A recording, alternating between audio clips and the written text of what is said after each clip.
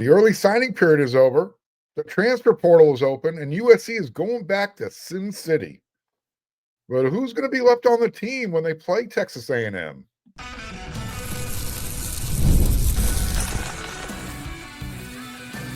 You are Locked On Trojans, your daily podcast on the USC Trojans. Part of the Locked On Podcast Network, your team every day.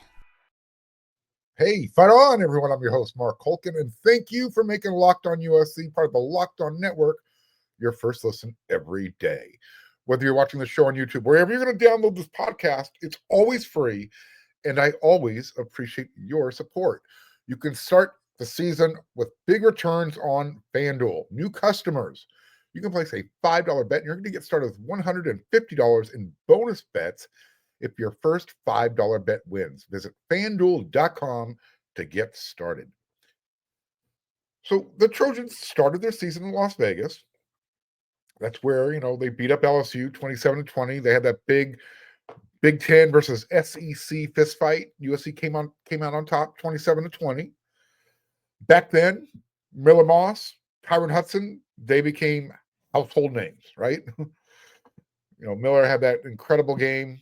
Kyron was making catches with one hand.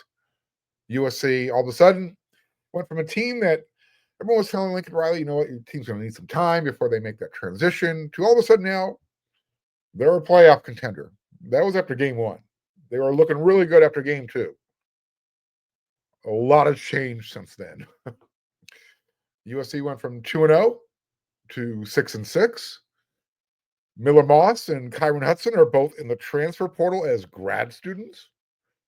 And instead of USC hosting a playoff game, USC is heading back to Vegas.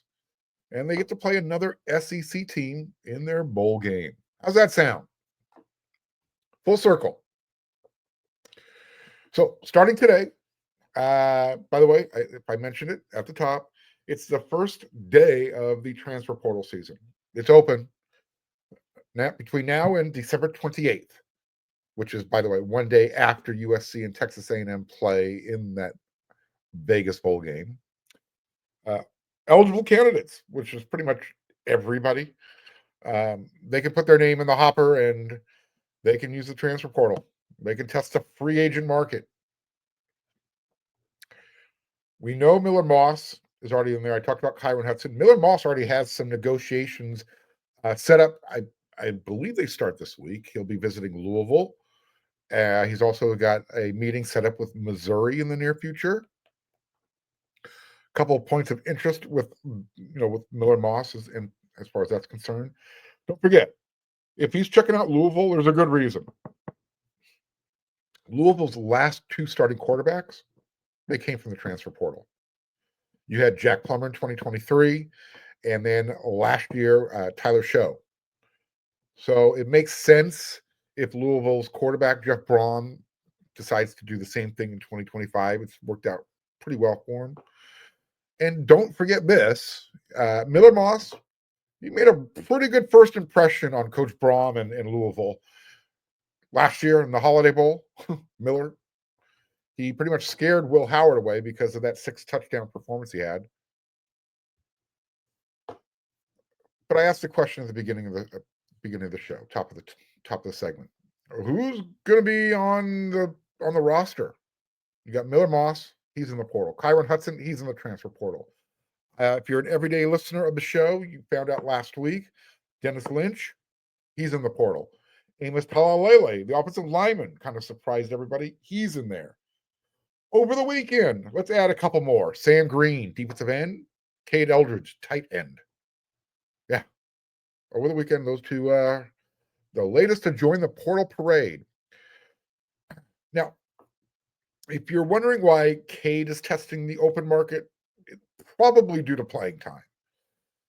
Pro Football Focus, they gave Cade Eldridge credit for 234 snaps this past season. He took at least 30 in every game against Utah State, Michigan, Wisconsin, Minnesota, Penn State. He didn't see more than 12 in any game outside of those. So for the rest of the season, 12 snaps was his high water mark per game. Here's the bottom line. Truth of the matter is, Coach Riley, Coach Zach Hansen, they have too many dudes in that room. You have Walker Lyons, young guy, Walter Matthews, who redshirted this past year, Joey Olson. You've got the possibility of Lake McCree coming back in 2025. Don't forget, USC added another tight end in this class, Neela Tupou. Here's look, the postseason, you can play in a bowl game, playoffs, whatever, because that doesn't affect your redshirt standing. I'm interested to see if Walter Matthews makes his debut in the Vegas Bowl. Oh, and by the way, since we're talking about the tight ends, quick shout out to Coach Hansen and his wife, Annie, director of recruiting. Their baby boy was born Rockford Hansen. It's a great name. I'm a huge Rockford Files fan, so I love that name. All right, Sam Green. This was a little harder to figure out, to understand why he's jumping in the transfer portal. So again, congrats to Coach Hansen, Annie, Mazel Tov. Beautiful baby boy. Why is Sam Green in the transfer portal? I mean, he took snaps in every game last year, this past season. The only game he didn't play in was Michigan. And then don't forget, these last 3 games of the season, he was starting. Both him and Cameron Fountain. They were starting over Braylon Shelby and Jamil Muhammad. The defensive ends, the pass rush positions, all year long. Doesn't matter what side of the line you played on. Combined, those guys get 6 sacks. What? 6? That's like half per game. 12 regular season games, you got 6? It's terrible. Now, Sam Green had one of those. That happened against Rutgers. When he played in that Rutgers game, he played 30 snaps. At that time, it was his high water mark.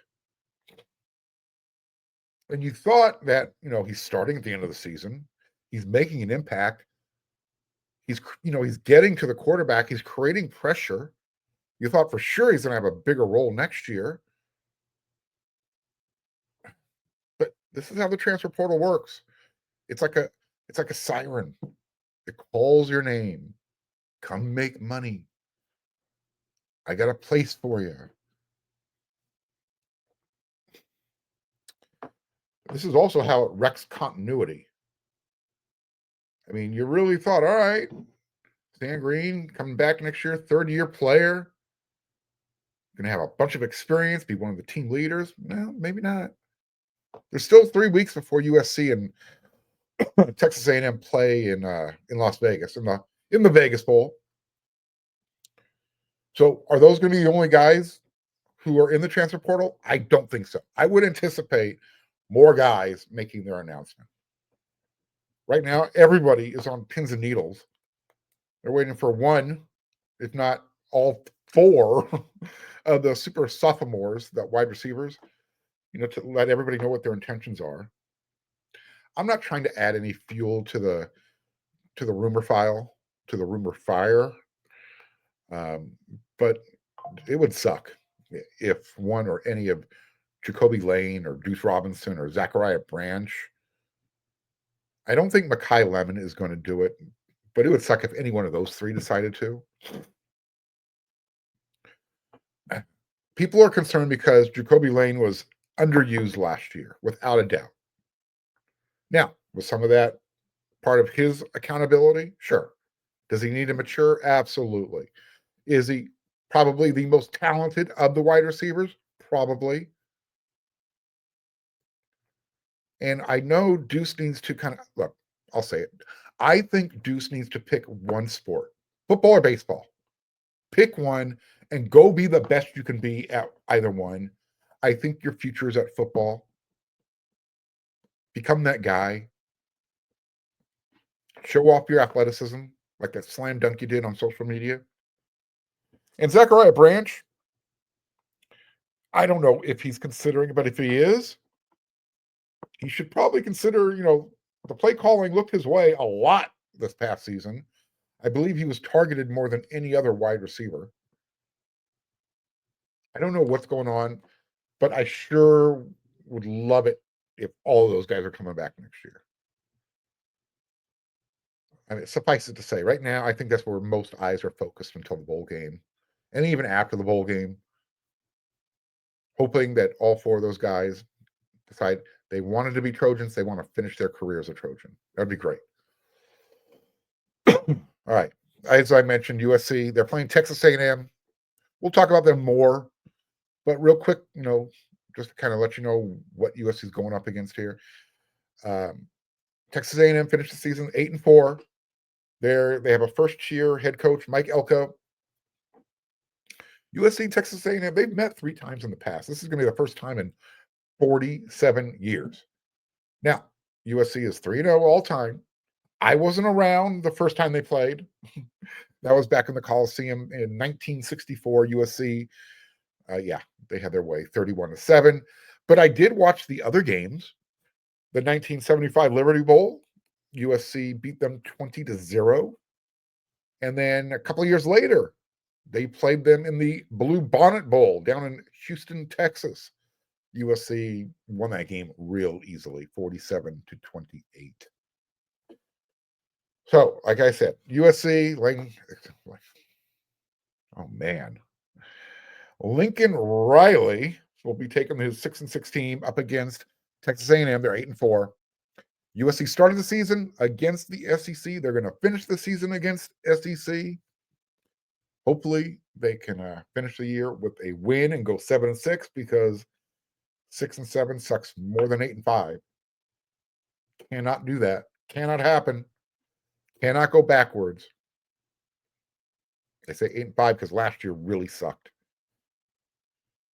One last footnote on this game. As you know, Husan Longstreet was committed to Texas A&M forever. And then last minute, USC was able to get him to flip back, come back home, stay at home, go to USC.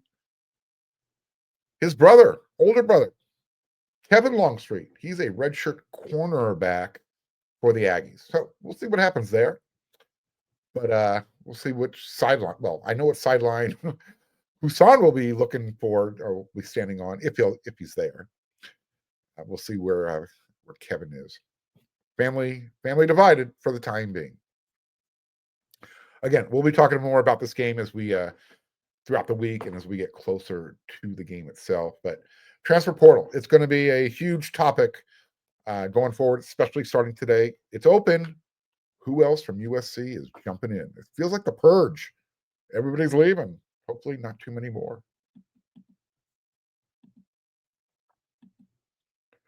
Nothing delivers comfort and joy quite like the unrivaled quality and taste of Omaha steaks. It's guaranteed perfection in every single bite. And right now, you can save on unforgettable gifts. You can save on unforgettable gifts with 50% off at omahasteaks.com. And you can save it on everything, 50% site-wide. Plus, you can score an extra $30 when you use promo code COLLEGE. With 5 generations of experience, they consistently deliver the world's best steak experience.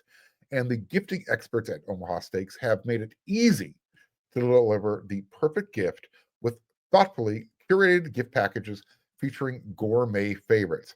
From legendary steaks to mouth-watering desserts and more, you can save 50% off site-wide for a limited time at omahasteaks.com. Plus, my listeners, check this out. You're going to get an extra $30 off with promo code COLLEGE. That's 50% off at omahasteaks.com. And you can get an extra $30 off with promo code COLLEGE. Minimum purchase may apply.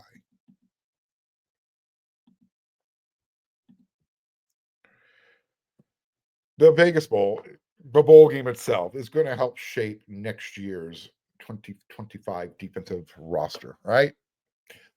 As I talked about, who's going to be playing in this bowl game? Well, let's talk about who probably will be playing. They're not in the transfer portal right now. And it's going to determine, next year how much playing time these guys are are going to compete for, as well as the transfer portal. What are USC's needs on that side of the ball? Last week I talked about USC's offensive needs. Let's talk about the defensive side of the ball. And which one is a high priority? Which one's a priority? Which one is low priority or maybe not a need at all? I'm going to go through each position group.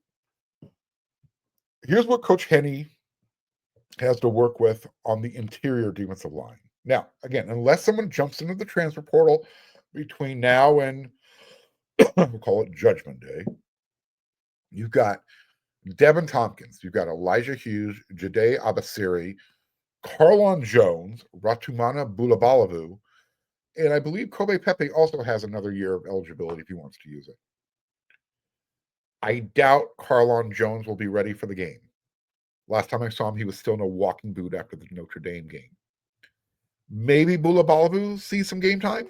Good opportunity. Again, you're not burning up a red shirt when you play in the postseason. It doesn't affect your 4-game status. And I don't think Ratumana's played. If he has, I apologize for missing the garbage time snap you were on the field. My bad. Don't take it personal. But I think you're still going into the transfer portal, regardless of who is coming back. It was late into the spring transfer portal last year, USC found Gavin Meyer. But that was after they missed out on all their first-time targets. The guys that went to Oregon or Oklahoma or wherever. So you've got the guys who I just mentioned coming back. You've got the guys who are coming in with the 2025 class. But I'll tell you what, this is a high priority need in the transfer portal. If USC is going to start playing with the big boys, they need to start buying their roster just like Oregon did. You got to start spending the money. I don't care where it comes from. I'm not saying, well, I don't, maybe. I don't think they're going to pull in Oklahoma State and renegotiate with their head coach like they did with Mike Gundy, USC, with Lincoln Riley. However, it is what it is now. If you want to compete, you got to go spend money. That's how you put together a playoff roster. It is what it is. I know I talked about them in the past. I'm going to talk about it more in the future, but that's where we're at in college football right now. So everyone thought USC was playing with the big boys. They had Bear Alexander. He was supposed to be the guy this past season, but whatever, right? He quit. Again, this is a high priority. USC's got to go into the transfer portal. The first one and definitely into the second one if they don't find what they want and start supplementing their roster. It's going to be youthful, but you got to go get an impact guy. What about the defensive end spots? Those pass rushers that I talked about in the first segment. As we already know, Sam Green has gone to the transfer portal. Jamil Muhammad graduated. Here's what we have returning. You've got Cameron Fountain. I believe Anthony Lucas is returning. He missed most of the year with an injury. I don't think he would risk going to the NFL at this point right now. He needs to put more of his skill, more of his game on film. You've got Braylon Shelby returning. Is David Peavy going to be a contributor? Is he healthy? Will he play in the bowl game? Are they trying to reshape his body to play inside? How much action will true freshman Lorenzo Cowan see? He should play in this bowl game. He should see some significant minutes. You got to see what he's capable of doing. Next year, don't forget, you got coming in Gus Cordova, who, by the way, he finished his senior year in high school with 18 sacks, and he plays at the highest level in Texas State high school football. All right, so he's not going up against little kids. And don't forget, you got Jakeem Thanos Stewart. He's coming in. If Lucas, if Cameron Fountain, if Braylon Shelby, and if Thanos, if those four guys become the dudes, then I think we take the high priority. We can take our DEFCON level down from 2, move it down to 3, and then, make a determination. If you want to go get somebody in the spring transfer portal window, great. If somebody's there in December, go get them. But I think you got enough count there. We already know you're heavily invested into at least one of those guys coming in. What about linebacker? And I'm speaking inside linebacker. Eric Gentry's coming back. We know we need to keep him on the field for an entire year healthy. What about Rajon Davis? Is he coming back? He used a red shirt this past season. Excuse me. Was that strategic? Was that to get rid of some of the competition? And I'm talking about Mason Cobb and Easton Mascarenas Arnold. They came in, they were playing. Rajon knew he probably wasn't going to see a lot of playing time in 2024. Opportunities there now. You've got youth. You've got Desmond Stevens. You've got Jaden Walker. I think this is still a high priority. I'm talking inside linebacker, the Mike position. This is still high priority because USC keeps missing on the guys from California. Last year, Kingston Biliamuasa. This year, Madden Faramo. You got to go. I think you got to go find a linebacker in the transfer portal again. Got to break that cycle eventually, though. Got to break that cycle. All right, let's jump into the safety room. Achille Arnold, he's done. Kamari Ramsey, he's probably going to get a really high draft grade. And if he does, if he's a first or second round draft pick, go. Thank you. You were great as a Trojan. I wish you were here longer. But if you're getting a first or second round grade, I would advise Kamari, go make that money. Now, maybe USC steps up and says, hey, you want to stick around for a year? Here's our offer. Unless it's going to be first or second round money, he ain't sticking around. He shouldn't. So after that, you've got Anthony Beavers Jr. He's got another year of eligibility. Is he coming back? You've got Christian Pierce, Zion Branch. Those guys should be the leaders in the clubhouse. Behind them, you got the guys who came in 2024. You got Marquise Gallegos. You got Jarvis Boatwright Jr.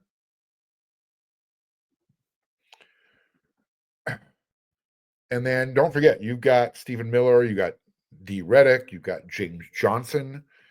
I don't think Coach Riley or Danton Lynn, Doug Bell, Taylor Mays, I don't think they're overly concerned. I think they got the guys they can work with there. And don't forget, last week when I was talking about the post, Lincoln Riley's post signing day press conference, he talked about it. He loves Stephen Miller's game. He loves D. Reddick's game. So I would probably put the safety position in the transfer portal, probably low priority. Not saying they couldn't use someone. I would say on the defensive side of the ball, when you're rating, the different position groups, safety's probably getting the last look. That's all I'm saying. And then you got the cornerback position. USC's losing a lot there. A lot of experience, a lot of good players. Jalen Smith, Jacoby Covington. You have the 2 transfers that came in, DeCarlos Nicholson and John Humphrey. Those are your top 4 cornerbacks, and they're all moving on. Again, youth movement. Marcellus Williams, if he's healthy, he's going to be playing in this game. He had a strong spring, and everyone kind of anticipated, he might be able to work his way into the rotation during the season. Unfortunately, he got hurt. You got Braylon Conley, who did see action. A lot of it was mop-up duty, but he's shown that he's going to be one of those guys. I love Braylon's game. He's sticky. He can be the next Jalen Smith. And then you got a couple of big cornerbacks. You got Isaiah Rubin. You got Malachi Crawford. Malachi's got to get healthy. So those are your 4 young guys. And then as far as experience coming back, you've got Prophet Brown. He's got another year. Can he, wrestle away one of those positions?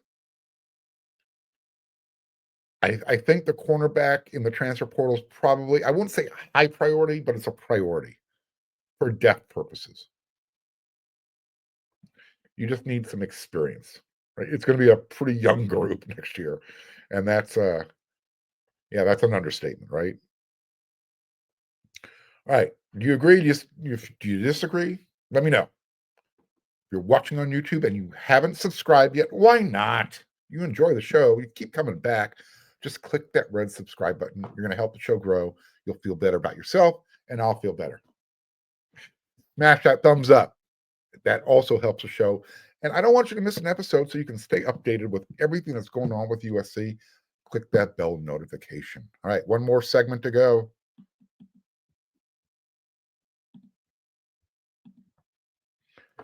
Get ready to tackle the NFL action with FanDuel, America's #1 sports book right now. If you become a new customer and you could bet $5, you're going to get started with $150 in bonus bets if you win. The FanDuel Sportsbook app gives you everything you need to place live bets on the NFL, and you can do everything now all in one place. You want to check out the stats? Go to FanDuel.com. You want to watch some live play-by-play highlights? Go to FanDuel.com. And you want to place another bet? Well, guess what? Yep, FanDuel.com. That's what you need to do. Go to FanDuel.com. Join today. You're going to get started with $150 in bonus bets if your first $5 bet wins. That's FanDuel.com. Never waste a hunch. Make every moment more with FanDuel, an official sportsbook partner of the NFL.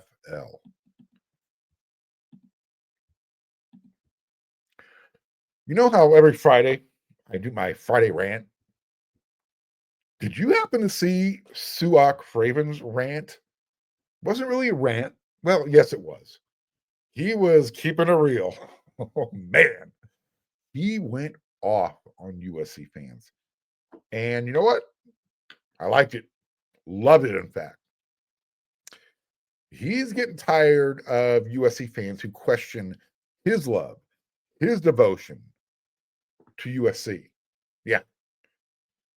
You better come prepared if you're going to challenge Su'A Craven. He's a Trojan diehard, right? He will let you know, and he did let everybody know. He came to USC during the worst of times. He played for 4 different head coaches, right? He did that at a time when getting paid or NIL, transfer portal, that wasn't around. He never used sanctions as an excuse. He showed up. And in the 2-minute little verbal tirade that he went off on, it's on X. Go check it out. Go to my timeline. He liked my response to his thing. You'll find it. Su'A mentioned all the talent that he played with at USC, and these are his words, not mine, that went to waste. Leonard Williams, Adoree Jackson, Juju, me, he's talking about himself. The list goes on.